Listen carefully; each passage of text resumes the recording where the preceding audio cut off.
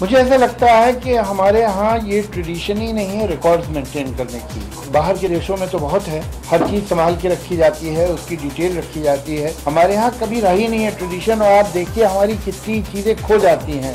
Europe जाइए, London जाइए, Paris जाइए, ब्रसेल्स जाइए, कोई शहर जाइए, आप देखेंगे कि वहाँ पर प्लेक लगा हुआ है एक मकान के ऊपर कि यहाँ पर कीट्स आके 3 महीने रहा था, यहाँ पर फला डायरेक्टर रहा है जब वो शूटिंग कर रहा था फला पिक्चर। हर चीज़ को वो संभाल के रखते। पुराने चार्ल्स डिकेंस उनके घर आप जाके देखिए तो उनके घर वैसे रखते। हमारे यहाँ हमको तो कुछ नहीं मालूम पीसी बरुआ के बारे में, हमें नहीं मालूम के.एल. सहगल के बारे में, हमें अपने पुराने लोगों के बारे में, पुराने सिंगर्स के बारे में, पुराने राइटर्स के बारे में, पुराने डायरेक्टर्स के बारे में पूछिए किसी नौजवान से अमिया चक्रवर्ती कौन थे, उसे नहीं पता है। जितने कितनी कमाल की अपने समय में फिल्में बनाई, क्योंकि हमने रिकॉर्ड नहीं मेंटेन किया और लोगों तक अगली जनरेशन को पहुँचाई। ये जो प्रोग्राम है ये हम लोगों ने यही सोच के किए और लोगों को इसकी कोई क्यूरियोसिटी नहीं, ऐसा नहीं है।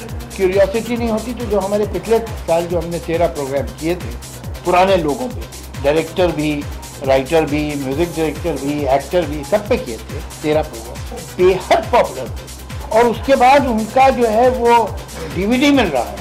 इसके बाद हमें भी हौसला हुआ कि भाई अगर इतना अप्रिसिएशन है, इतना लोगों में क्यूरियोसिटी है तो फिर हम करें। और इस बार भी 13 हमने लोगों पे किए। embarked on this project. In fact, Javed साहब lovingly calls it social service project. उनको पता नहीं है उनको आगाह करने का जो बीड़ा उठाया है. It was a difficult journey, but now we have completed 2 seasons and more so it's been even more difficult with the response that we have generated from the first. We tried to be bigger, better and more in-depth research in the second one. So we have tried our best and it's premiering on November 18th. That is the first episode. Every Sunday, Zee Classic at 7:30. S.D. Burman, Meena Kumari, Dev Anand, Dilip Kumar के 2 episode पे तो बनता है. He is the बादशाह of acting.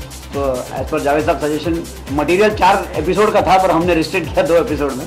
Mohammad Rafi, Anand Bakshi, Rishikesh Mukherjee, Chetan Anand, Shailendra, Sunil Dutt, Nasir Hussain and प्राण. नाम तो सुना हुआ आपने, लेकिन इनकी डिटेल क्या है, इनकी USP क्या थी, वो क्या नई चीज़ें लाए, क्या इन्होंने कंट्रीब्यूट किया, इनमें से हर एक ऐसा है जिसका काम आज भी आपको मिलेगा। जो यंगर जनरेशन है उसने इनहेरिट किया किसी और से, उसने किसी और से और उसने S.D. बर्मन से। लेकिन हमको मालूम नहीं कि ये काम जो आज म्यूजिक डायरेक्टर कर रहा है ये S.D. बर्मन का शुरू किया। ये जो सीन जैसे इस एक्टर ने किया है ये दिलीप कुमार ये स्टाइल लाया था। वो दिलीप कुमार से किसी एक्टर के पास गई, उससे किसी एक्टर के पास, उससे यहाँ पहुँची।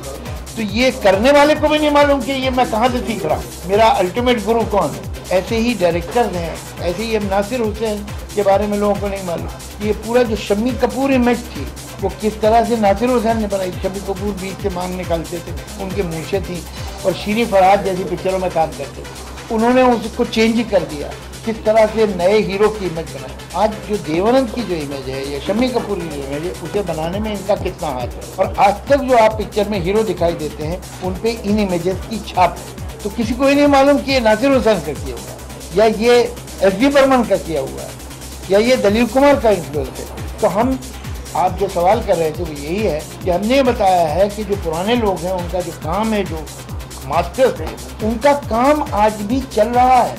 और जो आज हम लोग कर रहे हैं और जो यंगर जनरेशन कर रही है उसके ऊपर इन लोगों का कितना इन्फ्लुएंस है।